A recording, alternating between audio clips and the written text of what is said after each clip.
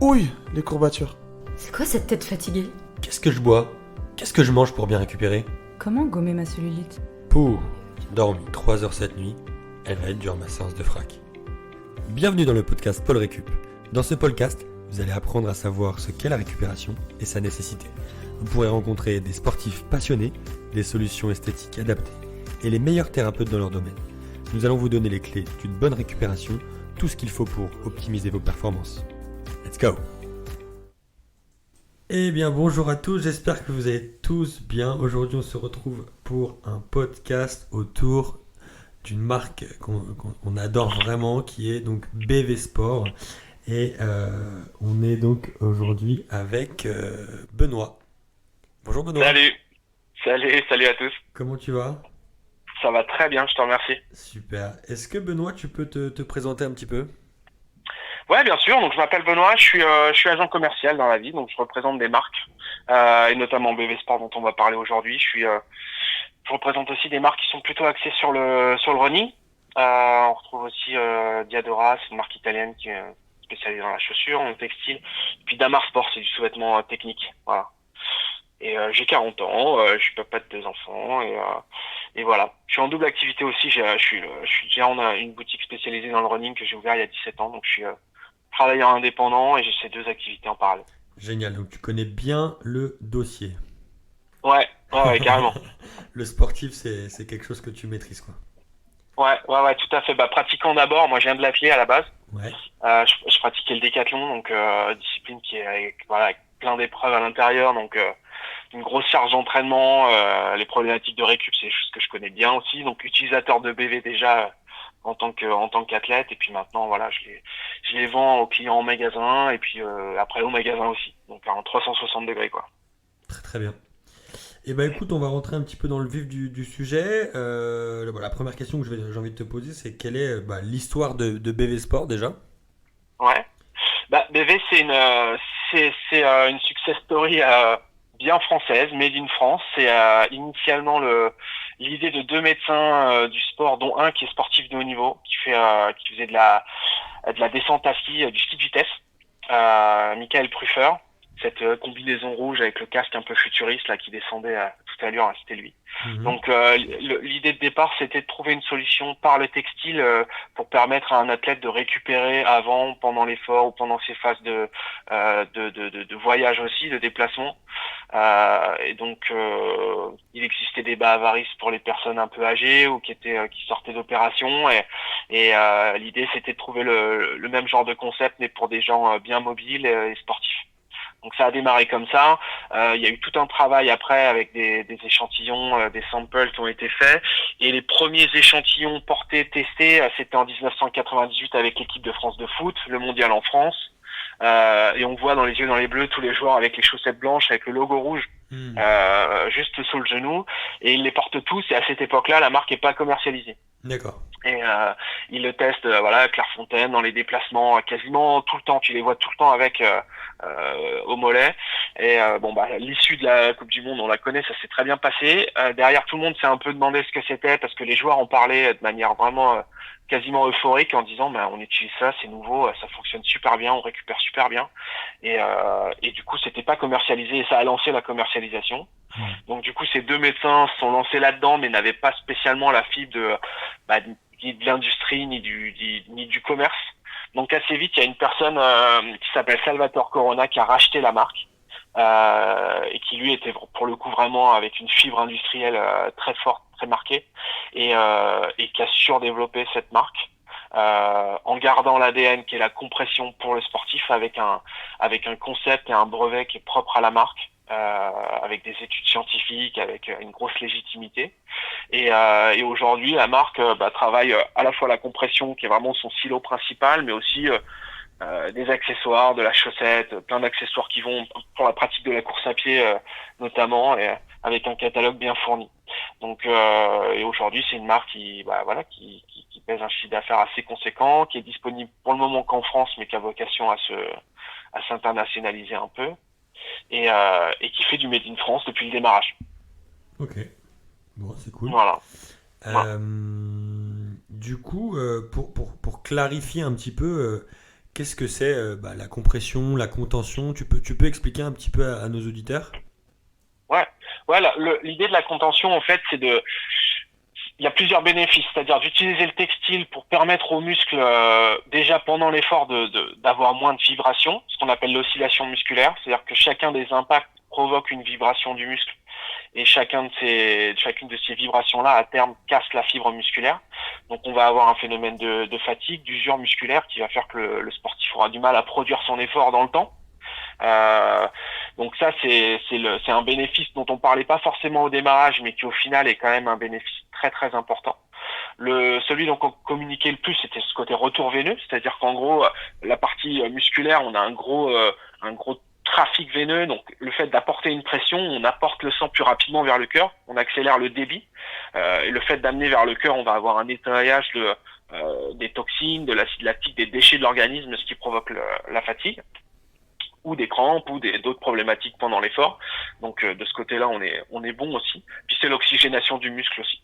Donc ça, c'est les trois bénéfices dont on parle. Et puis il y a un bénéfice aussi qui s'est révélé avec le temps. Il y a une pathologie qui s'appelle la périostite tibiale, c'est cette douleur un peu aiguë sur le tibia.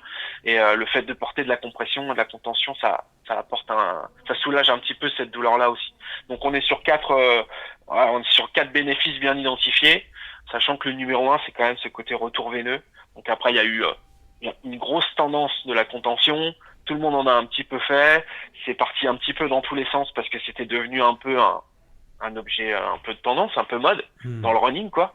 Et maintenant que ça s'est un petit peu calmé, le Covid est passé par là, moins de compétition, ça s'est un petit peu érodé tout ça. Donc là, il ne reste que des marques qui sont vraiment spécialisées là-dedans, et puis essentiellement BV Sport. Oui, c'est ça, c'est ce que un peu parce que c'est vrai que BV Sport, il y a quand même des études, hein, il y a quand même une des seules marques aujourd'hui qui fait de la contention où il y a des vraies études prouvées. Et justement, l'idée, c'est comment se situe justement BV Sport face à cette concurrence un peu. Je citerai pas les marques, mais c'est vrai qu'il y en a quand même 2-3 qui sont là et qui parlent aussi de contention et de compression. Il y en a de moins en moins des concurrents, honnêtement. Je te dis, cet effet mode est parti, donc du coup, les ventes sont moins faciles. En tout cas, les personnes qui vont investir dans un produit de compression sont vraiment exigeants et ont vraiment besoin d'une certitude que le produit qu'ils achètent en vaut la peine. Et donc, une fois que la guerre est passée, on regarde qui reste debout. Et en l'occurrence, c'est vrai qu'à part BV, il reste plus beaucoup d'acteurs vraiment légitimes et motivés par la compression aujourd'hui. Donc, je vais pas te dire qu'il y a une sorte de monopole, mais quasiment en tout cas, parce que pour BV, la compression, ça a jamais été une mode, quoi. Ça a toujours été un sacerdoce, parce que c'est né de ça et que ça sera toujours très très important et qu'il y a toujours aujourd'hui de l'innovation et du développement sur ces produits-là, que ce soit pendant l'effort ou aussi en récupération. Donc et ça sera toujours le cas, c'est-à-dire que on a toujours aujourd'hui, on a une gamme de chaussettes made in France qui fonctionne très très bien et c'est super, mais on néglige pas la compression, ça reste toujours très important. Donc la concurrence, le choix, il a été plus économique en se disant ça a l'air d'être un petit peu moins fort qu'avant, on lâche l'affaire, on va se concentrer sur d'autres catégories de produits et voilà, donc la concurrence elle est beaucoup plus étroite aujourd'hui. Ok. Du coup, tu parlais donc des bas d'effort. Donc, à quoi servent réellement les manchons pour les efforts, que ce soit effectivement, c'est vrai que sur BV Sport, on en trouve mi-mollet, on en trouve au niveau aussi des bras. Est-ce que tu peux expliquer un peu aux éditeurs l'intérêt de porter des manchons de contention ou compression pendant l'effort? Comme je disais tout à l'heure, le manchon, il est intéressant. Il est né un petit peu après, c'est-à-dire 98, t'as la chaussette complète. 2002, donc juste avant les championnats du monde d'athlètes à Paris, il y a une athlète du 4x100 mètres qui met un petit coup de ciseau dans son produit pour dire moi je veux porter mes pointes pieds nus, mais je vais quand même porter de la compression parce que ça me rassure, ça me fait du bien, je me sens plus puissante, plus explosive avec.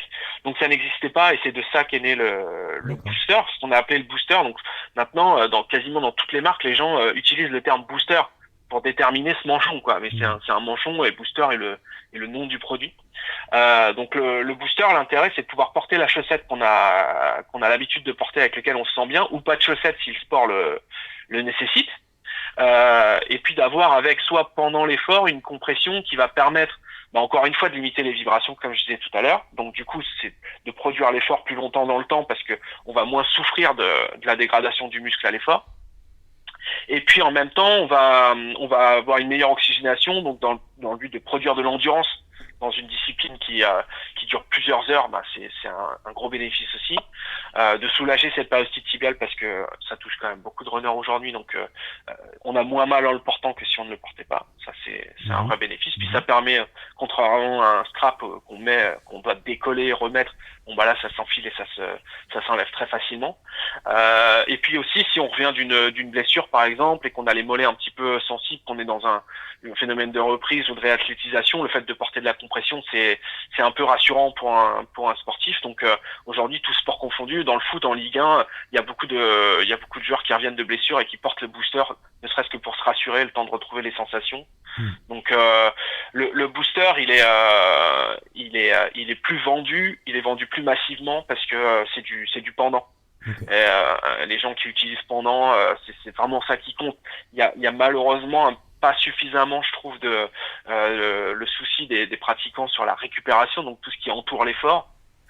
Et là, ça sera plutôt la chaussette complète, ce qu'on va porter dans les déplacements, sur les phases de récupération entre les entraînements ou juste après l'effort, dans la fenêtre métabolique, donc juste après l'effort. Mais le booster, lui, c'est vraiment un produit pendant qui permet d'être rassuré, de produire l'effort dans le temps, d'avoir une meilleure endurance. Donc ça, c'est pour les mollets. Et pour l'aspect retour veineux, c'est que sur les mollets. Sur les cuisses, sur les bras, tu vas avoir uniquement un côté maintien musculaire, donc limiter la vibration, limiter la congestion.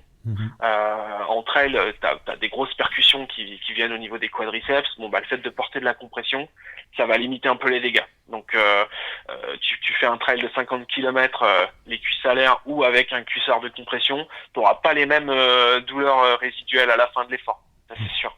Maintenant, il y a des gens qui adorent la compression, il y a des gens qui n'aiment pas du tout parce qu'ils aiment bien être un petit peu libre, etc. Et n'aiment pas forcément la sensation de la compression. Donc là, c'est libre à chacun. Ouais, bien sûr. Moi, c'est vrai que j'ai tendance à dire, je trouve que le bas de récup, on va y venir justement, parce que t'en as parlé. Moi, dans ma reco, c'est vraiment, en fait, la facilité d'avoir des bas de récup chez soi, c'est que c'est passif, quoi. On sort de la douche froide, paf, on finit, on met ses bas et on a commencé la récup. Et donc, il n'y a pas vraiment de moment donné à faire ça. Enfin, c'est assez facile. Est-ce qu'on peut justement faire un petit quick là sur l'intérêt de porter des chaussettes de récup? Bien sûr. L'intérêt de porter des chaussettes de récup, c'est de limiter le temps de récupération métabolique du corps. C'est-à-dire que il y a beaucoup de gens qui disent non, moi j'ai pas besoin de ça, mais en fait on a tous besoin. C'est-à-dire que si on laisse faire la nature, on va avoir un temps donné pour récupérer en fonction de sa condition physique, de l'intensité de l'effort, de son âge. Le fait de porter de la compression, quoi qu'il arrive, ça va écourter ce temps. Voilà, c'est aussi simple que ça. Donc gagner du temps, quoi. On gagne du temps. Gagner du temps et accélérer le phénomène de récupération, et puis quel que soit son niveau, c'est-à-dire qu'en effet, moi je visite beaucoup de clubs de Ligue 1 ou de clubs pro en handball, en volley, etc. Ces produits-là, aujourd'hui on est convaincu de l'efficacité parce qu'on a un gros historique, donc on a beaucoup de retours de data sur ce que ça apporte aux sportifs de haut niveau, mais ça n'a d'intérêt que si tu le portes. Oui. Voilà. C'est vraiment ça, c'est-à-dire que s'acheter une paire de chaussettes de récup, ok super, si c'est pour la porter un peu, puis arrêter, ou pas avoir de continuité dans l'utilisation, ça fait pas trop de sens. Il faut vraiment que ce soit quelque chose qui rentre dans la routine. Des gens qui pratiquent le sport de manière intensive avec des objectifs qui sont pas forcément de haut niveau, mais qui sont quand même des sportifs passionnés. Si on bosse debout toute la journée, le sang va vraiment se reporter vers le bas, donc on va avoir les mollets très durs, les pieds un peu gonflés, et le soir on doit aller faire du sport. Si dans la journée on a porté ses récup, le soir ça va aller beaucoup mieux. Ça là-dessus c'est clair et net, et c'est du ressenti, c'est très facile de ressentir la différence. Donc pour les sportifs de haut niveau, les staffs médicaux leur disent c'est très simple, on veut que vous les portiez un maximum, c'est-à-dire que il n'y a pas de contre-indication de temps. La seule contre-indication, c'est pas en dormant. Ouais, voilà, on porte pas les chaussettes de récup en dormant parce que là c'est statique. Donc du coup là où on cherche à avoir une fluidité au niveau de la circulation sanguine, là à l'inverse, on bloque le sang dans les mollets. Donc le lendemain, on va avoir presque plus mal que si on n'avait rien porté. Donc là, ça fait aucun sens et c'est contre-indiqué. Maintenant, juste après l'effort, la fenêtre métabolique, c'est-à-dire c'est l'heure et demie, 2 heures juste après l'effort, le plus tôt possible après l'effort, le fait de porter ces chaussettes-là, il faut toujours être un petit peu mobile. Donc même si on est assis par contrainte, parce qu'il faut rentrer en train, en voiture, peu importe, c'est pas trop grave parce qu'on bouge toujours un petit peu. Mais à partir du moment où les orteils sont actifs, la chaussette permet de multiplier, d'activer et d'intensifier le débit sanguin et donc du coup le phénomène de nettoyage. Et du coup, là, sur donc la gamme récup un peu chez BV Sport, on a deux produits. On a donc la Pro Récup et la Recovery. Est-ce que tu peux dire un petit peu quelle est la différence, quand utiliser l'une ou l'autre? La Pro Récup, c'est notre produit le plus haut de gamme, c'est-à-dire que t'as vraiment le côté compression sélective, c'est-à-dire que c'est quelque chose dont j'ai pas parlé tout à l'heure sur les manchons, mais aujourd'hui, ce qui fait que BV est vraiment au-dessus en termes de qualité, c'est qu'on est capable de gérer des degrés de compression différents en fonction des zones. Et ça, c'est un savoir-faire qu'on est les seuls à maîtriser avec nos machines à tisser aujourd'hui. C'est-à-dire qu'on va avoir moins de tension devant que derrière, parce que devant, on n'en a pas spécialement besoin. T'as l'os, t'as les veines qui passent. Si tu comprimes les veines sur un os, c'est pas bon en termes de circulation. Donc du coup, aujourd'hui, on est capable d'avoir ces zones bien spécifiques en termes de degré de compression. Et sur la Pro Récup Elite en récupération, c'est pareil. Donc c'est une fibre qui est un peu plus fine, qui est qui est quand même assez rigide, qui t'amène vraiment le meilleur rendu en termes de retour veineux. Après la recovery, elle change parce que c'est pas la même fibre, c'est une fibre un petit peu plus confortable. Donc tu vas avoir plus plaisir à mettre dans une chaussure qui va ressembler un peu à l'épaisseur d'une chaussette classique. Okay. Et donc du coup la recovery, c'est plus cette chaussette que tu peux porter peut-être pour bosser, qui va être un petit peu plus confortable. Voilà. La Pro Récup Elite, elle est assez sèche, je dirais, tu vois. C'est vraiment, c'est très fin, c'est vraiment dans un but, je suis en claquette, quoi. C'est-à-dire que je suis chez moi, je veux vraiment optimiser ma récupération, mais la recovery, c'est presque une chaussette du quotidien pour, comme je disais tout à l'heure, un job où tu piétines beaucoup et tu veux aller courir le soir. La recovery, elle sera un petit peu plus adaptée dans ce cas-là. Ok. Donc en fait, nous, ce qu'on dit un peu ici, c'est, la Pro Récup, tu sors de ta douche, tu la mets 2 heures, quoi, 2-3 heures. Et du coup, la recovery, tu la portes quand tu te lèves le matin au quotidien, quoi.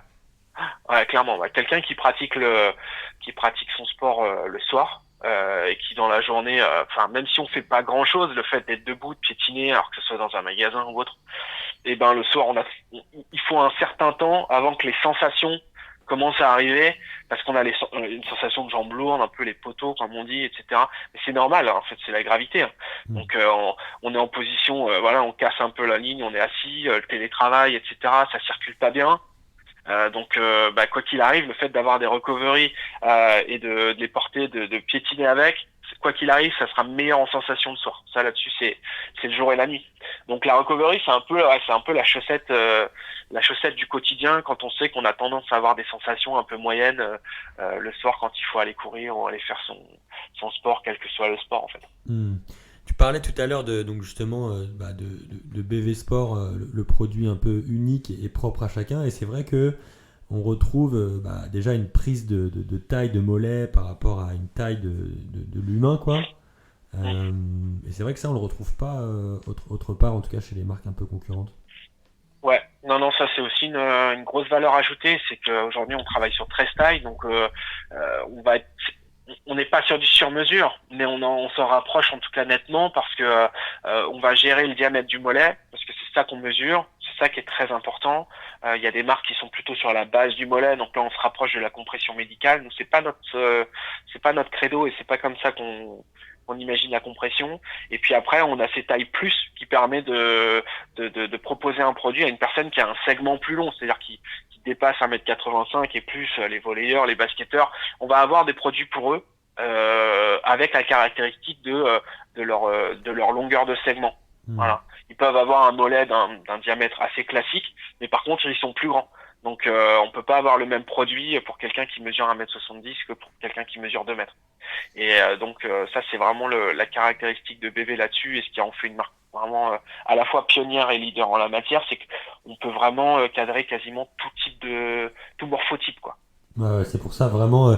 achetez pas un peu, je dirais, à l'arrache vos bas. Prenez le temps, prenez vos mesures, prenez votre taille, quoi. C'est vraiment sur le point le plus fort du mollet, sur vos deux jambes. Et du coup, référence avec vos tailles, c'est très très bien d'expliquer au dos, en tout cas, de la boîte de la chaussette, où Ouais. vous l'achetez. Mais c'est vrai que c'est toujours mieux de demander, si vous ne savez pas, demander aux experts, quoi. Nous, on a l'habitude, mais Ouais. faut pas dire, bah tiens, moi je suis grand, on m'a dit pro récup, tiens, je crois que tiens, on m'a dit que si c'est mieux serré, bah tiens, je vais prendre le S+, enfin, faut pas non plus faire n'importe quoi, quoi. Non, parce que ça sera déceptif, parce que ça n'aura pas d'effet, ça n'aura pas d'efficacité. Donc, c'est de l'argent un peu gaspillé.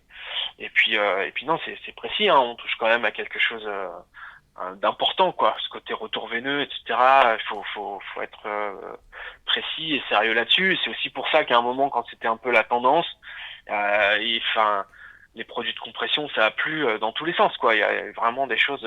Et donc, du coup, ça a dégradé la catégorie parce que tout le monde en faisait, mais en faisait un peu n'importe comment. Donc c'était presque de la chaussette un peu trop serrée. Ouais. Et puis c'était de la compression, quoi. Voilà. Mmh.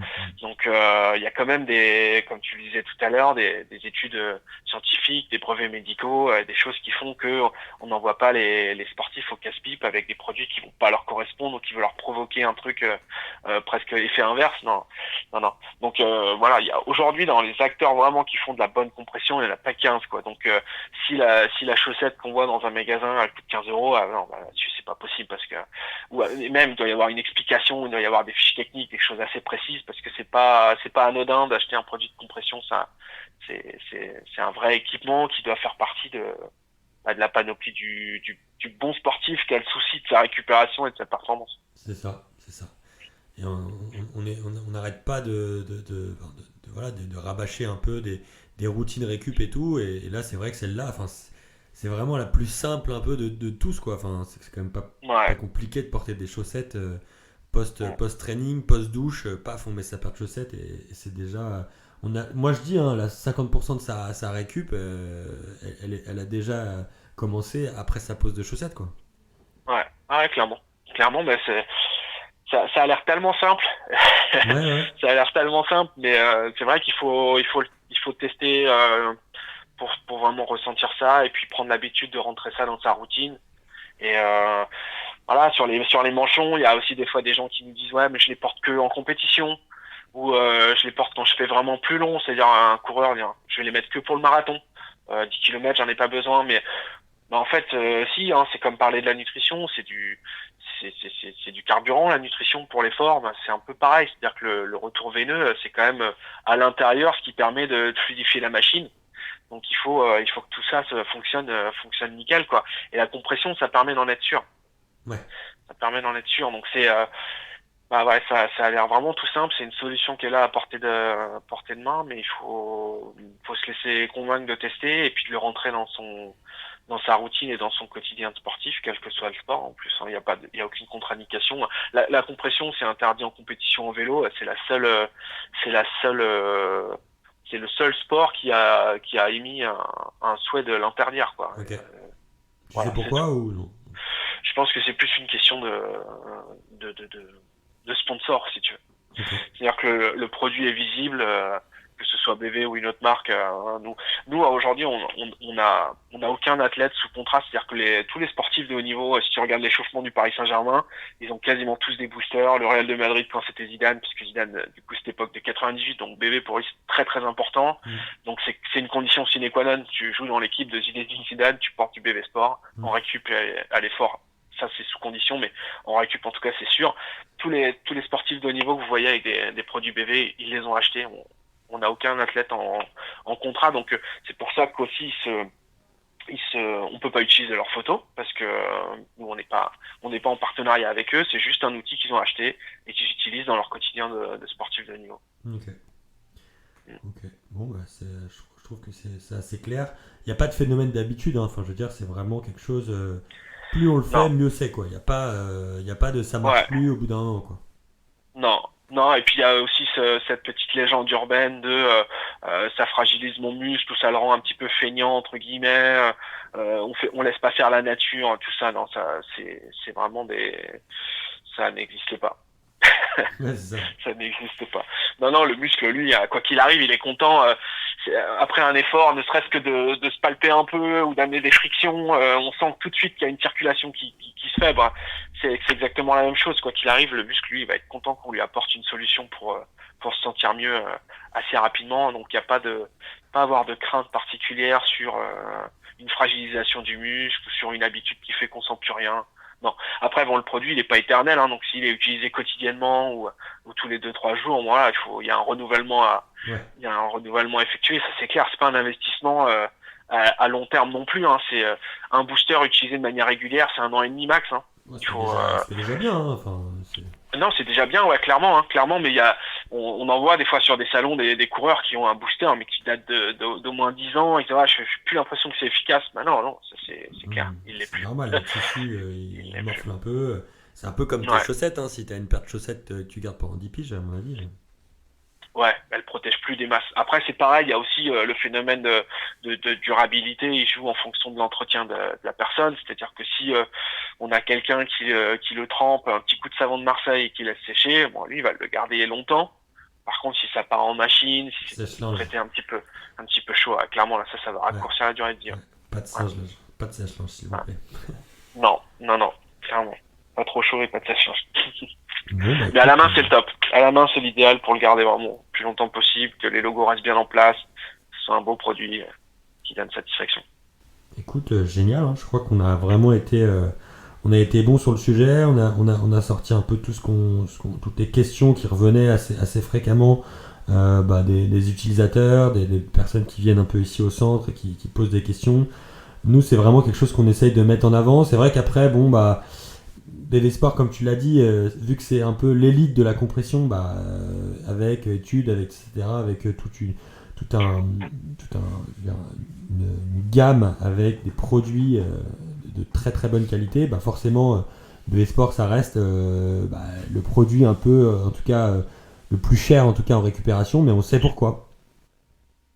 Ouais, le plus cher et tout en restant quand même assez abordable. C'est-à-dire que ce qui est top, c'est que les produits que tu vends toi dans ton centre, c'est les mêmes produits qu'on vend à Neymar, Mbappé, tu vois, il n'y a pas un écart par rapport à niveau, donc c'est du produit d'élite qui reste quand même assez accessible. Ouais, non, mais tu parlais tout à l'heure de la concurrence, et c'est vrai qu'on retrouve des marques qui vendent des chaussettes beaucoup moins chères, et la diff, elle se fait là aussi, quoi. Bien sûr, clairement.